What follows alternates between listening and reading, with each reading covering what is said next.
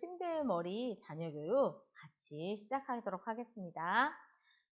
오늘 우리 계속 요번에 밥상머리 교육에 대해서 계속 얘기했었는데요. 요즘에 너무 아이들이 바쁘고 또 부모님들하고 같이 만나기가 어려운데 이 밥상머리 식사 교육을 통하여서 우리 아이들이 부모의 밥상 공동체의 중요성과 또 가정의 또 많은 커뮤니케이션을 통하여서 회복되기를 원하고요. 또 밥상머리 교육과 비슷한 개념으로 유대인의 교육법으로 알려진 베드타임 스토리가 있습니다. 베갯머리 교육이라고 하는데요. 말 그대로 아이가 잠들기 전 부모가 아이에게 동화책을 읽어주는 단순해 보이지만 실천하기는 생각보다 조금 어려운 그런 내용입니다. 네, 영국에 있는 부모님들은 베드타임 스토리를 가장 필요한 교육법으로 꼽았는데요. 해리포터의 저자 조앤 K 롤링도 어렸을 때 베드타임 스토리를 통해서 창의력과 상상력에 원동력이 되었다고 말하고 있거든요. 그래서 이 베갯머리 교육은 어디서 많이 의뢰했을까요? 바로 그 유대 부모라고 말하고 있습니다. 또 저녁이 되어서 아이를 씻기고 하나님의 말씀으로 마무리를 하는 유대 가정의 베드사이트 스토리가 유대 요람 교육은 전 세계에서 아주 중요한 교육이 되고 있거든요. 그래서 10에서 30분 정도 우리 아이들에게 이 잠들기 전에 하나님 말씀을 얘기하고 서로 이야기를 나눔으로써 이 베갯머리가 우리 자녀들에게 굉장히 도움이 되고 있습니다. 그러면 유대인 부모들의 이 베갯머리 이야기는 왜 전 세계적으로 유명할까요? 이것은 이스라엘 부모들이 아이가 잠들기 전까지 책을 읽어주는데 이것은 부모의 당연한 의무이고 또 자연스러운 일과라고 생각하면서 책을 읽어줄 때 또 아이가 골라온 책을 읽어주면서 또 그 한 권은 다 읽지만 두꺼운 책은 중간까지 읽고 다음에 예시될 내용이 어떤 내용인지 내일 읽어줄게 하면서 아쉬움을 나누면서 상상력을 키워가는, 그래서 이 베갯머리의 바탕이 되어서 많은 유명한 작가들이 나왔습니다. 동화의 아버지 안데르센도 구두수 성공인 아버지와 세탁일을 한 어머니 사이에서 덴마크의 가장 가난한 가정에서 태어났는데요. 힘든 일을 마치고 집에 돌아온 아버지는 안데르센에게 라퐁테누아나 아라비안 나이트 같은 책과 인형극을 읽어주고 또 이야기를 들은 그 감수성이 발달해서 안데르센은 자신만의 독창적인 목소리를 담은 성냥팔이나 인어공주, 미운 아기, 눈의 여왕, 벌거벗은 임금님 등의 많은 작품을 썼다고 할 수 있습니다. 또 베테라는 시인이자 정치가이자 과학자이자 다방면에서 놀라운 능력을 발휘했던 사람인데요. 그는 젊은 베르데르의 슬픔이라는 베스트셀러 파우스트라는 것을 이런 큰 대작을 만들었는데요. 그가 이런 대작을 이 대작을 짓기까지 자기를 읽게 해준 근원이 바로 어린 시절 자기 어머니의 베갯머리 교육이라고 뽑았습니다. 사실 이 베갯머리 교육을 한 어머니 카트리나는 원래 교육을 받지 못한 여성이었고요. 겨우 독일어를 깨우쳐서 책을 읽고 쓸 수 있었지만 매일 저녁 전래동화 한 편씩을 아이 괴테에게 들려줬고 또 마지막 결론 부분은 들려주지 않았다고 했어요. 그래서 괴테에게 마지막 부분을 완성해 보라고 했을 때 자기 나름대로 상상하고 추리하면서 이야기를 완성해 나갔습니다. 그래서 문학적 상상력을 키워가서 이 괴타가 말하기를 자기가 있게 된 결정적인 비결이 자기 어머니가 이 뒷이야기를 상상하면서 창작하는 습관을 기르게 했다는 것. 그리고 그가 말하기를 자신의 외모는 부모님한테 물려받고 삶을 진지하게 추구하는 자세를 배웠지만 어머니에게는 삶을 즐기는 법, 이야기를 짓는 즐거움을 물려받았다라고 말하면서 어머니의 베갯머리 교육에 대해서 찬사를 했습니다. 그래서 우리가 이 베갯머리의 구절이 되는 성경에 이스라엘에 들으라 우리 하나님 여호와는 오직 유일하신 여호와니 너는 마음을 다하고 뜻을 다하고 힘을 다하여 내 하나님 여호와를 사랑하라. 오늘 내가 내게 명하는 이 말씀을 너는 마음에 새기고 내 자녀에게 부지런히 가르치며 집에 앉아 있을 때에든지 길을 갈 때에든지 누워 있을 때에든지 일어날 때에든지 이 말씀을 강론할 것이며 너는 또 그것을 내 손목에 메어 기호로 삼으며 내 미간에 붙여 표로 삼고 또 내 집 문설주와 바깥문에 기록할지니라. 신명기 6장 4절에서 10절 말씀입니다. 이 본문을 쉐마라고 부르는데 들으라라는 뜻으로 날카롭게 조각하듯이 새겨질 때까지 들으라는 뜻입니다. 유대인이라면 누구나 이 쉐마를 새기기 위해 누워있을 때, 일어날 때 하루 종일 이것을 낭송하는데요. 누워있을 때는 몇 시를 말할까요? 해가 진 후 40분 정도 지나서 밤이 깊어갈 때, 그리고 한밤중에 다음날 해가 돋기 전까지를 말합니다. 일어날 때는 해가 돋기 전 1시간부터 8시까지라고 그들은 정했는데요. 정해진 때에 따라 함께 시행해온 말씀 교육이 그들에게 밤과 낮에 균형 잡힌 생활 습관을 가져다 주었습니다. 하루를 시작하는 아침과 마치는 저녁에 자신을 성찰하는 생활 교육, 이런 요소들은 인간의 자존심을 훈련해서 내면을 튼튼하고 생기 있는 생활 문화를 만들었습니다. 이 내 자녀에게 부지런히 가르치며 바로 반복하라는 것이고요. 또 부모 중에서도 아버지에도 이 부모라는 엄마 아빠의 모두 책임이 있다는 것을 말하고, 집에 앉아 있을 때인지 행할 때든지 누웠을 때든지 일어날 때든지 항상 말씀을 가르쳐야 함을 말하고 있습니다. 성경 시대부터 유대 사회는 책 읽어주는 교육을 어머니가 맡았습니다. 아이를 재우기 위해 품에 안고 젖을 먹이며 할 수 있는 일이기 때문입니다. 하나님이 어린 시절의 정서 발달이 얼마나 중요한지를 말씀하신 것이 바로 출애굽 19장 3절인데요. 유대 성경 연구가들은 어머니를 통한 침대 교육이 정서에 끼치는 영향을 너는 이같이 야곱의 집에 말하고 이스라엘 자손들에게 말하라 라고 말했습니다. 유대인의 부모들은 하루 일과 중 반드시 빼놓지 않는 게 잠자리에 든 자녀에게 책을 읽어주거나 이야기를 들려주는 일이고, 자녀가 돌을 지날 때쯤 베갯머리에서 반드시 동화책을 읽어주거나 옛날 이야기를 해줍니다. 이 말씀을 자녀에게 부지런히 가르치라고 말하고 있는데요.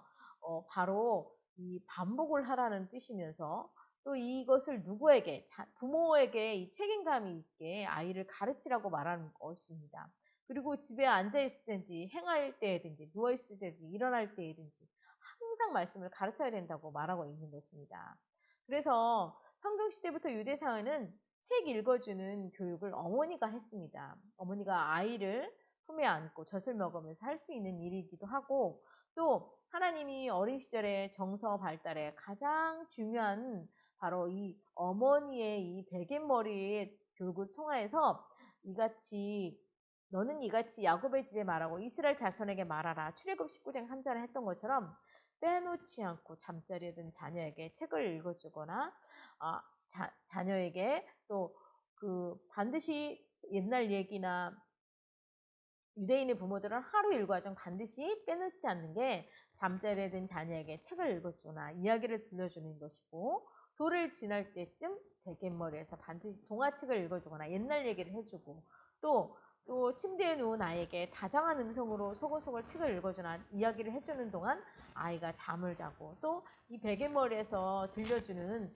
무궁무진한 풍부한 정서와 상상력을 키우면서 부모에 대한 애정과 신뢰를 가질 수 있는, 바로 이것이 이 유대인 부모가 원하는 것이죠. 그리고 유대인 자녀를 재울 때는 타키드, 엄격하게 말하는 것이 아니라 타함으로 다정하게 말하라고 말하고 있습니다. 달콤하게 말하는 것을 읽어줘야 된다는 원칙을 갖고 있는데요. 여자는 반복을 좋아하고 사랑으로 다정하게 말하는 반면, 남자는 뚝뚝하고 엄마에게 명령하기 때문에 또 침대머리, 이 베갯머리 교회 여성에게 맡겨진 사역이라고 볼 수 있습니다. 하여튼 어머니든 아버지 간에 스토리 스피커보다는 스토리텔러가 돼야 된다고 말하는데요. 엄마가 이 책을 읽어주는 주체가 엄마, 아빠의 모두에게 있는 것을 볼 수 있습니다. 그런데 특히 아버지의 낮은 목소리가 아이들에게, 피곤하고 바쁜 아이들에게 창의력 향상과 언어 발달에 큰 영향을 준다고 볼 수 있으니, 또 아버지도 이 스토리텔러가 되어야 된다고 볼 수 있는데요.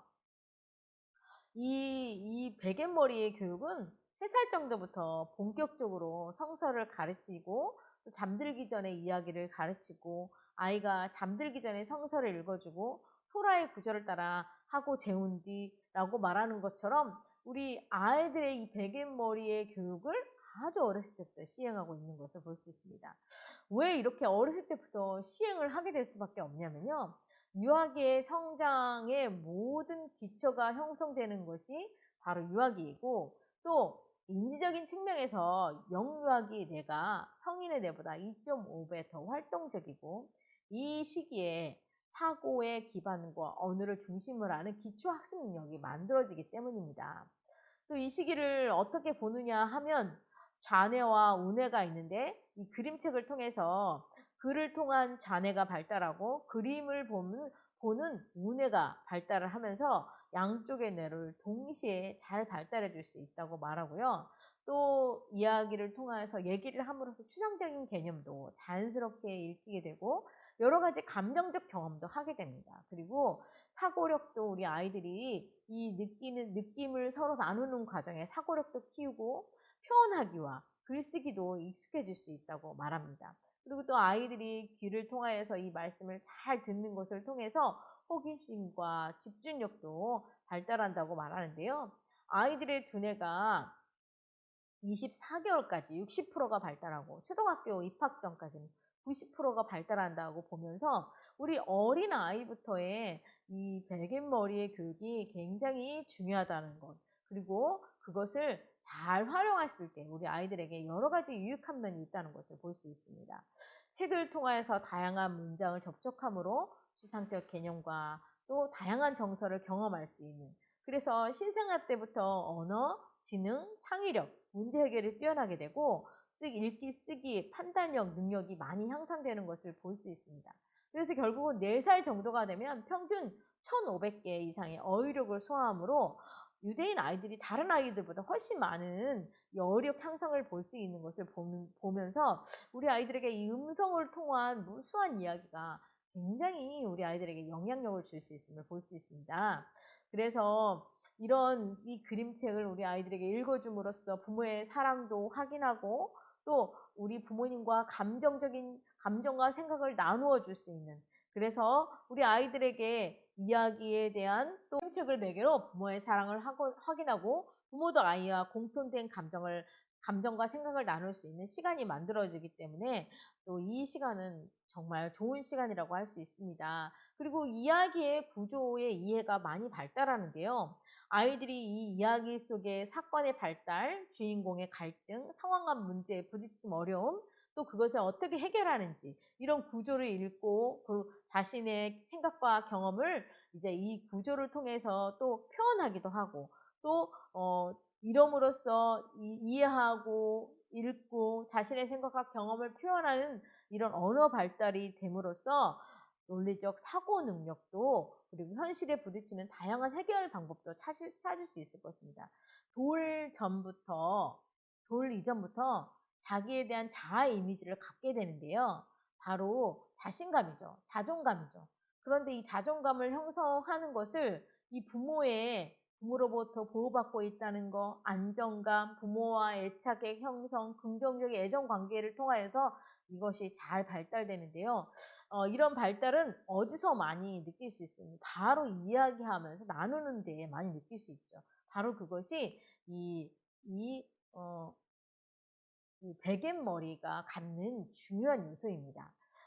자존감이란 자신이 있는 그대로 인정하고 사랑할 줄 아는 정서인데, 자신이 사랑받을 가치가 있는 소중한 존재임을 인식하는 마음입니다.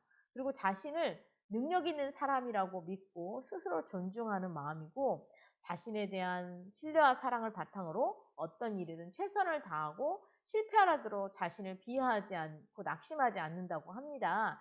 그런데 이 자존감 형성에도 제일 먼저는 자아가 생기고 1차 자존감, 2차 자존감이 생겨나는데, 이 자아는 태어나면서 갖고 자라는 것이고 1차 자존감은 0세에서 3세까지 부모님과의 관계를 통해서 형성되는 핵심 자존감이라는데, 타인이 자신을 사랑해 줄 거라는 믿음과 관련이 있습니다. 2차 자존감은 그 뒤에 형성이는데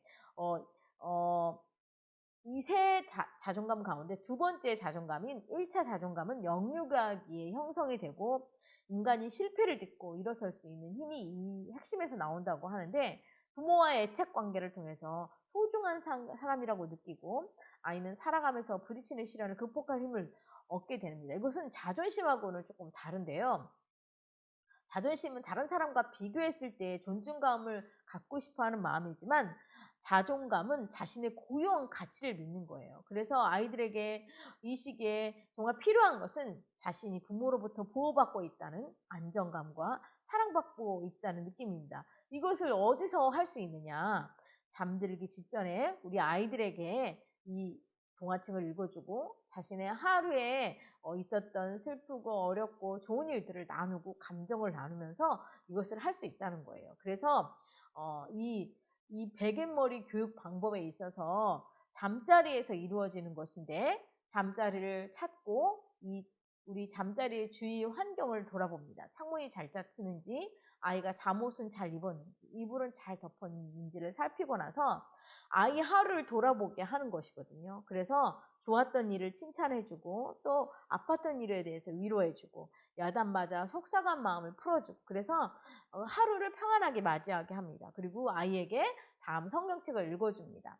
성경책을 읽어주든 동화책을 한 15분 정도 읽어주고, 또 아이가 그 말씀을 듣고 난 아이의 느낌과 생각이 무엇인지 이야기합니다. 또 그 말씀을 기초로 꿈을 꾸게 합니다. 또 아이와 같이 성경을 또 암송하기도 하고, 또 그 말씀 나눈 것을 통해서 자신의 미래에 대한 미래를 상상하게 되고, 또 그래서 그것을 다 하고 난 다음에는 부모님이 우리 아이들을 위해서 기도해 줍니다. 입을 맞추고, 그리고 사랑한다, 잘 자라 인사를 하고, 또 아이가 잠들 때까지 기다리고 나오는 것입니다. 이렇게 아이들이 매일매일 이 부모님과의 교제를 통하여서, 또 하나님과 말씀을 통하여서 저 아름다운 성품과 부모님의 따뜻한 사랑을 깊이 느끼며 잠을 청하게 된다면 우리 아이들에게 정말 아름다운 그리스도의 모습으로 자랄 것이고, 좋은 습관을 갖게 되고 또 창의적인 습관을 갖게 되는 건강한 아이가 자라게 될 것이라고 봅니다. 그러면 우리 베갯머리를 통해서 우리 아이들에게는 아까 말한 대로 인지 능력, 아까 말한 대로 1,500개, 1,400개 정도, 다른 애들은 800개 정도, 4살 때 어린이가, 4살 정도 어린이는 800개 정도의 단어를 사용하는 데 비해 이렇게 어휘가 잘 발달되고 베갯머리를 한 아이들은 2,000개 언어를 알고 쓸 수 있다고 말하고 합니다. 그래서 인지 발달에 굉장히 중요한 역할을 한다고 볼 수 있고요. 또 아이들이 이제 우리 텔레비전이나 이런 것은 주입식 교육으로 뇌 속에 주입되기 때문에 상상력이 둔화됩니다. 그런데 이 사건의 글을 읽거나 이야기를 들으면서 상상력을 훈련하는 것은 아이에게 상상력 높일 수 있고, 또 이 이야기를 들으면서 이야기의 전후 관계나 여러 가지 것들을 생각하게 될 때 집중력도 아이들에게 매우 높여줄 수 있습니다. 또한 이때 들려주는 이제 성경 말씀과 또 동화책 이런 것을 통해서 하나님의 사랑을 아이들이 간접적으로 느끼면서 이 사랑을 잘 아이들이 그 사랑을 받고 자랄 수 있습니다. 그리고 이 침대머리 할 때는 좀 유의점이 있는데요. 유의할 점은 우리 아이들에게 이야기를 할 때 토론하듯이 질문하거나 그것들을 막 아이들에게 강요해서는 안 되고요. 또 부모님들이 성경 말씀이나 동화책들을 여러 가지를 놓고 우리 아이들에게 그 말씀을 읽을 수 있도록, 아이들도 선택하지만 부모도 좋은 이야기를 선택해서 아이에게 들려주면 좋을 것입니다. 그리고 오늘 하룻밤 당장 그것을 다 읽어주지 말고 또 내일까지, 또 내일도 읽어줄 부분을 남겨서 아이에게 상상력을 유도해주면 좋을 것 같고요. 그리고 아이와 함께 또 말씀을, 가장 중요시되는 말씀을 같이 암송도 하면 아이들에게 굉장히 뇌 활동도 도움이 될 것이고요. 또 아이들에게 기도를 해주고 또 아이가 잠들 때까지 기다렸다 방에 불을 꺼주고 나간다면 좋을 것입니다. 그래서 우리가 이 베갯머리를 통해서 우리 엄마 아빠의 상호작용과 세상을 보는 시야가 우리가 넓어지는 그런 역할을 부모가 우리 아이에게 해줄 수 있고, 또 우리 아이는 부모님과 우리 자녀의 어떤 이런 신뢰성과 사랑의 관계를 잘 유지함으로 또 아름다운 우리 자녀가 성품적으로 자존감도 높고 인성이 아주 좋은 그리스도의 자녀로 잘 자랄 수 있을 것입니다. 우리가 또한 그렇다면 침대머리 교육에 다 하고 이런 체험을 한 가정이 있는데 이것을 한번 읽어드리도록 하겠습니다. 침대머리 교육을 했더니 우리 아이의 사고와 문제 해결 능력이 눈에 띄게 달라졌습니다. 저는 30대 중반인 두 아이 아빠로서 첫째 아이가 5살 될 때까지 거의 변함없이 두 가지를 지켜왔습니다. 첫째는 침대머리에서 말씀을 읽어주고 함께 말씀 앙송하는 것이고, 언제나 잠들기 전 목욕을 한 직후에는 성경 이야기를 들려줬습니다. 아이는 언제나 그 시간을 즐거워했고, 목욕을 하기 전에 먼저 책장 앞에 가서 자신이 듣고 싶은 이야기를 고르는 아이를 발견하게 됩니다. 놀라운 것은 아이는 스스로 TV를 끄는 능력이 생기고, TV를 재밌게 보다가도 책을 보자 하면 서슴없이 책을 선택하는 아이를 보면서 뿌듯한 생각이 듭니다. 그리고 게다가 또래 아이에 비해서 언어 구상 능력이 탁월하다는 것을 인정받는 점도 놀랐습니다. 아마 성경 이야기를 통해 다양한 표현을 익히게 되면서 많은 단어들을 구사하게 되고 스스로의 생각을 풍성하게 표현할 수 있게 되었나 봅니다. 또 두 번째가 아이들에게 침대머리에서 이제 축복 기도를 해주는데, 책을 다 읽고 이불을 덮고 이마나 가슴에 손을 얹고 축복 기도를 해줍니다.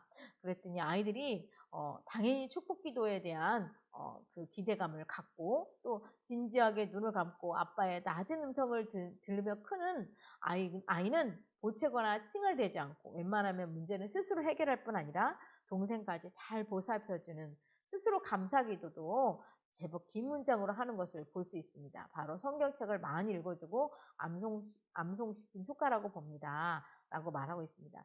여러분도 오늘 이제 베갯머리의 마지막 교육을 했는데요. 우리 아이들에게 이 베갯머리 교육을 통하여서 우리 아이들의 그 부모님과의 유대 관계와 또 정서적인 아름다움, 또 아이들에게 또 그 지적, 논리적 여러 가지의 것들을 이 시간을 통하여서 많은 상상력과 아이들에게 집중력과 또 기쁨을 선사할 수 있길 바랍니다. 그래서 우리 가정이 조금 더 아름다워지고 또 회복되어지고 또 잘 성장할 수 있는 가정이 될 수 있길 바랍니다. 여러분도 꼭 오늘 베갯머리 시작해 보세요.